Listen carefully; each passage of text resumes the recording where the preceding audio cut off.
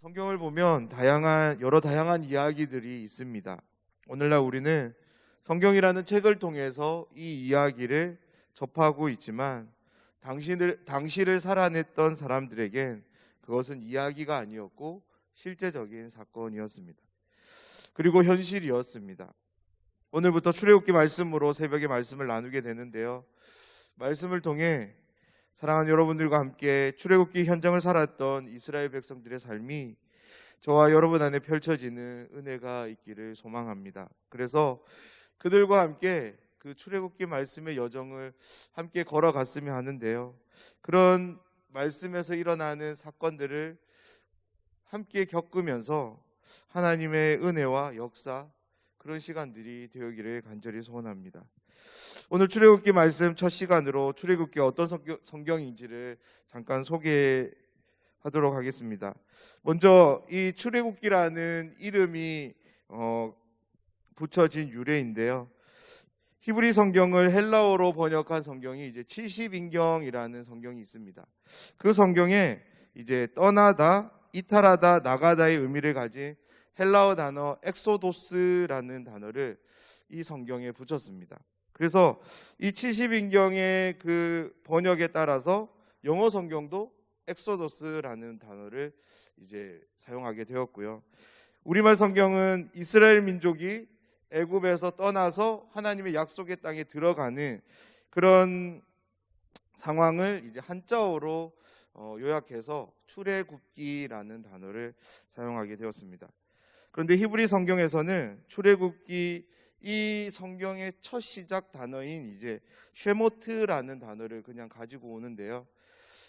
이 쉐모트라는 단어는 이름들이라는 의미입니다. 출애굽기 1장 1절을 읽어보면 야곱의 자녀들의 이름들이 이제 거론되는데요. 그래서 히브리 성경은 이름들이라는 제목이고요. 70인경과 영어 성경은 엑소도스고 한글 성경에서는 출애굽기라는 제목이 붙여졌습니다. 출애굽기는 우리가 잘 알고 있듯이 애굽에서 이스라엘 민족을 구원하신 하나님께서 약속의 땅으로 인도하는 과정을 상세히 묘사해 주는 성경입니다. 이 성경의 세부적인 내용으로는 하나님은 10가지 재앙을 통해서 이스라엘 민족을 애굽에서 건져내십니다. 홍해를 건너게 하시고 하나님은 이스라엘 백성들을 시내산이라는 곳으로 인도해요. 그 시내산에서 하나님은 그들과 언약을 맺으시고 그 언약을 맺은 그들에게 하나님은 율법을 주시고 하나님의 임재의 상징인 성막을 짓게 하십니다. 그래서 출애굽기 전체의 내용은 세 단어로 요약할 수 있는데요. 먼저는 구원이고요. 두 번째는 언약입니다. 마지막 세 번째는 하나님의 임재입니다. 하나님은 애굽에서 종되었던 이스라엘 민족을 구원하십니다. 그리고 시내산으로 인도한 하나님은 그곳에서 이스라엘 민족과 언약을 맺으십니다. 이 언약이 너무나도 중요한 언약이기에 꼭 기억하셨으면 좋겠는데요. 이 언약의 내용은 이렇습니다. 나는 너희의 하나님이 되고 너희는 내 백성이 될 거라는 언약입니다. 이렇게 언약을 맺은 백성들에게 하나님 율법을 주시고 또한 그들과 함께하고 계심을 보이시기 위해서 성막을 짓게 하십니다. 앞으로 출애굽기 내용을 이 세 가지 틀, 구원, 언약, 임재라는 이 세 가지 틀을 가지고 말씀을 함께 하면 좋겠는데요. 이 세 가지 틀을 통해서 우리가 출애굽기를 들여다볼 때 이 출애굽기에 담겨져 있는 의미를 더 풍성하게, 더 생동감 있게, 깊이 있게 볼 수 있지 않을까라는 생각이 듭니다. 저는 여기서 한 가지를 더 덧붙이고 싶은데요. 아담의 타락으로 인해 죄로 얼룩진 세상, 그 세상을 살아가는 인생들에게 하나님은 구원이라고 하는 하나님의 놀라운 은혜를 선보이시게 됩니다. 아담에서 시작된 이 구원의 여정은 노아에게, 그리고 아브라함에게, 그리고 그의 자녀들에게 이어지는데요. 이런 이어짐을 우리가 가만히 살펴보면 놀라운 점 한 가지를 발견하게 됩니다. 어떤 점이냐면 하나님의 구원이 점점점 확장되고 있는 것을 우리는 보게 되는데요. 한 사람에게 시작된 구원은 한 가정으로 이어지고요. 한 가정에서 또 한 부족으로 하나님의 구원이 점진적으로 확장되고 있음을 우리는 보게 됩니다. 그런데 출애굽기에 이르러서는 그 구원의 확장이 나라로, 민족으로 확대되는 것을 볼 수 있습니다. 그래서 출애굽기 말씀을 우리가 들으실 때 하나님의 구원이 어떻게 확장되고 있는지를 또한 생각하시면서 이 말씀을 함께 한다면 이 말씀을 통해서 우리에게 주시는 하나님의 은혜들을 더 풍성히 경험하게 될 줄 믿습니다. 오늘 본문인 1절에서 22절의 말씀은 크게 우리가 세 부분으로 나누어 볼 수 있는데요. 첫 부분은 야곱의 자녀들의 이름을 거론하면서 시작합니다. 한글 성경에는 기록되지 않았지만 히브리어 성경에서는 제일 첫 단어가 어떻게 시작되냐면 그리고라는 단어로 시작이 돼요. 다시 말해서 이 출애굽기라는 성경이 그냥 따로 쓰여진 것이 아니라 창세기에 이어서 쓰여진 성경이라는 것을 우리에게 보여줍니다. 창세기 그리고 이제 그리고의 사용은 출애굽기에만 사용된 것이 아니고요. 또한 레위기와 민수기도 이렇게 시작이 되는 거예요. 그러니까 출애굽기와 그 뒤에 나오는 이제 레위기, 민수기도 다 연관성이 있다라는 거죠. 여기서 특이점은 신약 성경 이제 사도행전의 우리 설교를 보면 오늘 본문에 이제 야곱의 가족 수를 70이라고 기록되어 있는 것을 우리는 보게 됩니다. 그런데 이제 출애굽기에 소개된 가족 수와 달리 스데반의 설교를 보면 야곱의 가족 수를 이제 75명으로 이야기하는 것을 우리는 보게 되는데요. 스데반이 이렇게 이야기한 것은 잘못 기록된 것이 아니라 이제 그 근거가 되는 성경이 어떤 것인지가 좀 중요한 것 같습니다.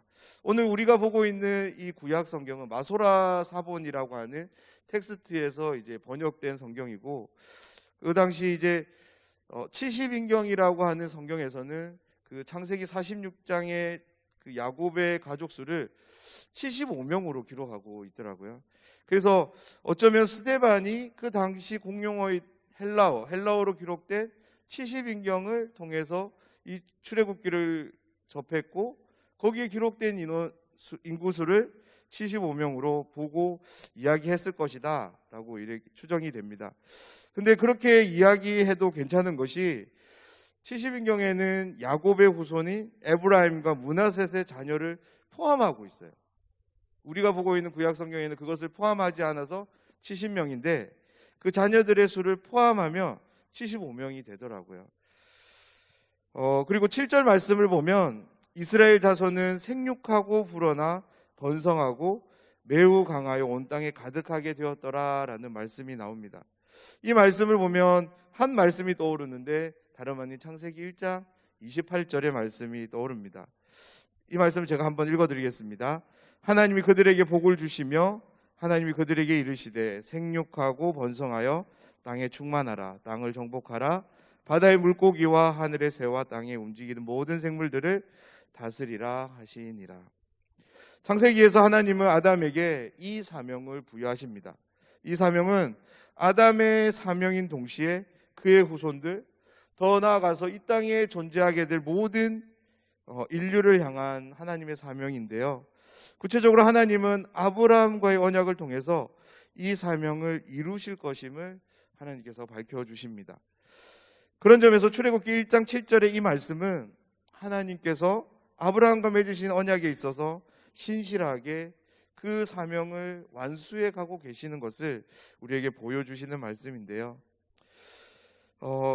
그럼에도 불구하고 그 다음 말씀이 좀 우리를 마음을 어렵게 하는 말씀입니다. 왜냐하면 요셉을 알지 못하는 새 왕이 일어나 애굽을 다스리더니 7절까지는 하나님이 계획하신 일들이 야곱을 통해서 잘 진행되고 있는 것을 보여준 데 반해서 8절부터는 이제 더 이상 그런 하나님의 역사가 보이지 않을 것 같은 말씀이 우리에게 주어지기 때문입니다. 더 이상 애굽 땅에서 요셉으로 인해 주어지는 그런 은혜가 이스라엘 민족에게 이어질 수 없는 요셉의 가호가 단절되는 것을 알리는 말씀인데요. 사랑하는 여러분, 이 말씀을 오늘 한번 깊이 묵상해 보면 좋겠습니다. 요셉으로 인해 어느 것 하나 부족함 없이 고센 땅에서 이스라엘 민족은 안락하게 살았습니다. 고센 땅은 그야말로 이스라엘 민족에게 있어서 파라다이스와 같은 곳이었을 겁니다. 그런데 그 모든 안락함이 일순간에 무너지는 상황이 벌어집니다. 다름 아니 요셉을 알지 못하는 새 왕이 등극한 사건인데요. 여기서 요셉을 알지 못했다는 것은 우리가 이런 의미로 좀 받아들이면 좋을 것 같아요. 요셉을 인정하지 않는 거예요. 특별히 요셉이 애굽에 행한 그 공덕을 인정하지 않는 것으로 우리가 보면 좋겠습니다. 왜냐하면 어떤 왕이 새로 등극했을 때 자신의 입지로 그 나라가 태평성대를 이루기를 원하지 다른 누군가의 도움으로 인해서 태평성대를 이루는 것을 그 어느 새 왕도 원치 않기 때문에 그렇습니다. 요셉의 공로를 인정하지 않는 새 바로는 그 즉시 태도를 변하는데요. 이스라엘 민족에게 가혹한 노역과 그런 어려움을 제공할 것이라는 그런 태도를 가집니다.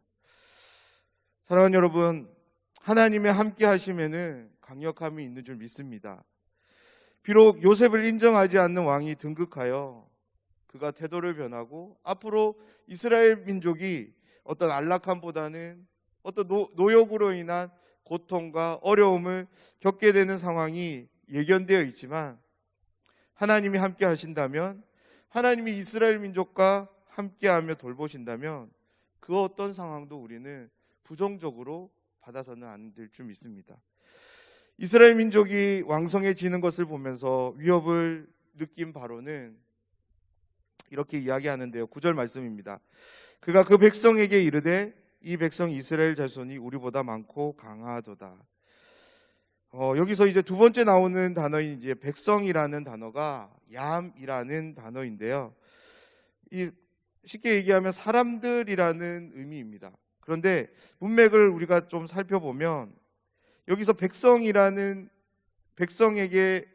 이르되에서 이제 이 백성은 그냥 흔한 사람을 이야기하는 것이 아니라 바로 주변에 함께하면서 자신의 의견을 수렴해 줄 수 있는, 그리고 행동해 줄 수 있는 사람들, 고위 관료들을 말하는 것을 우리는 확인할 수 있습니다.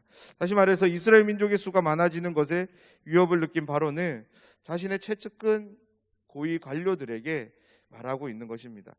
고센 땅에서 안락하게 살아가던 이스라엘 민족을 억압하고 통제할 계획을 그들에게 말하고 그 계획들이 실천되기를 이야기하는 것인데요. 다름 아니 강도 높은 노역으로 이스라엘 민족의 삶을 괴롭게 하는 것이 바로의 계획이었습니다.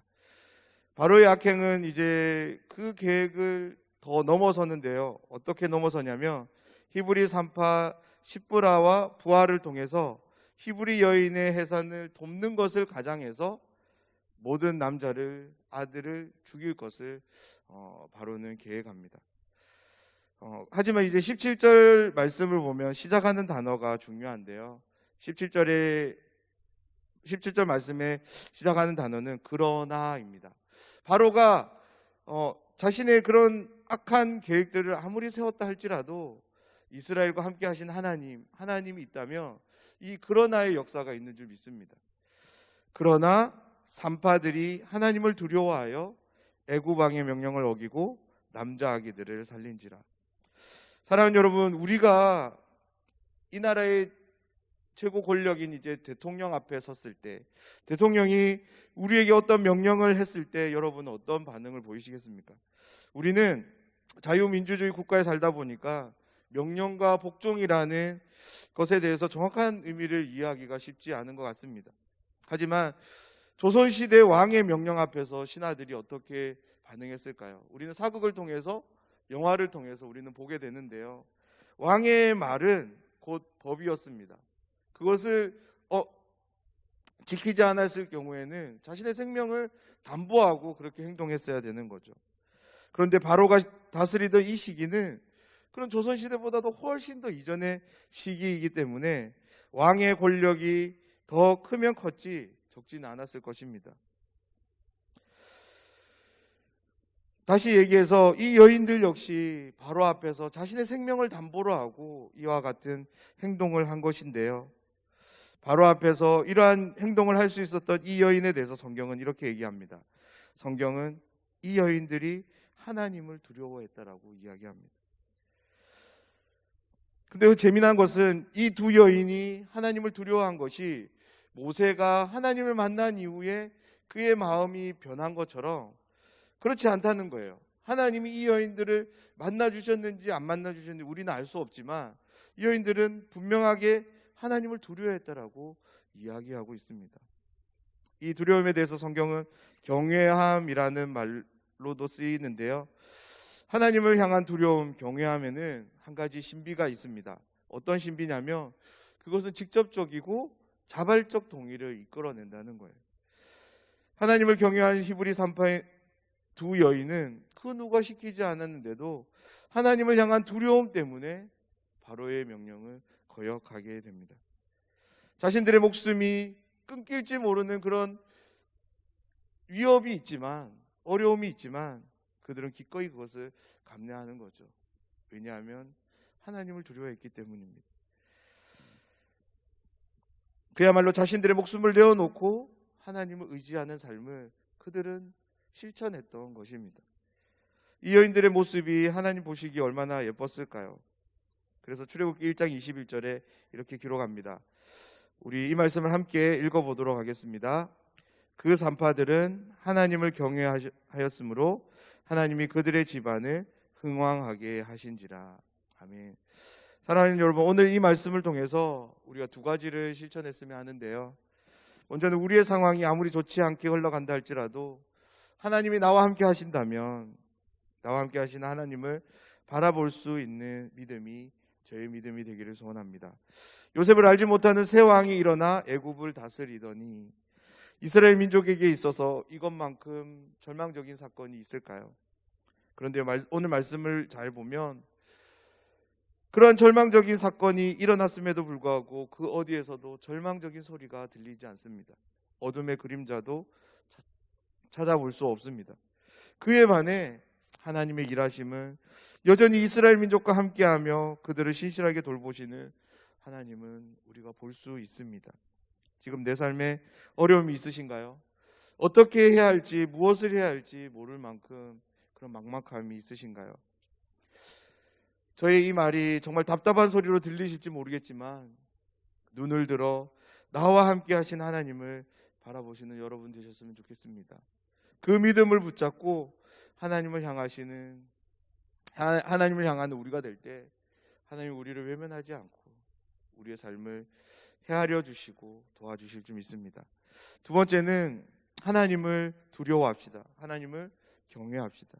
우리의 눈앞에 펼쳐지는 그 모든 것들보다 하나님을 더 두려워하는 삶, 말로만이 아니라 우리의 삶의 모습을 통해서, 실천을 통해서 하나님을 두려워함을 보여줄 수 있는 삶을 살아가는 저희 모두가 되면 좋겠습니다. 두 여인이 바로의 왕의 명령을 거절할 수 있었던 이유, 그들은 바로보다, 자신의 눈앞에 있는 그 바로보다 보이지는 않지만 하나님을 더 두려워했기 때문에, 하나님을 더 크신 분으로 인정하고 위대한 분으로 여겼기 때문에 그렇게 한 줄 믿습니다. 사랑하는 여러분, 이 여인들의 신뢰는 결코 하루아침에 만들어지지 않았을 겁니다. 자신에게 주어진 일상에서 하나님을 의지하고 치열한 싸움을 싸운 뒤에야 그들은 그와 같은 삶을 선보일 수 있지 않았을까 생각됩니다. 우리 눈앞에 펼쳐지는 세상의 가치들보다 하나님의 가치를 붙잡는 그런 실천이 오늘 하루 우리에게 있기를 소원합니다. 특별히 하나님의 말씀을 붙잡는 사람들에게 이와 같은 열매가 맺어짐을 믿음으로 바라보며 소소하지만 하나님의 말씀을 우리가 정말 붙잡는 것, 그것을 의지하는 그런 실천이 오늘 하루 저희 안에 함께 하기를 소원합니다. 오늘 이 하루 나와 함께 하시는 하나님을 바라보며 하나님을 최고의 가치로 붙잡고 하나님을 두려워하는 삶을 살아가는 저희 모두가 되기를 주님의 이름으로 축원합니다.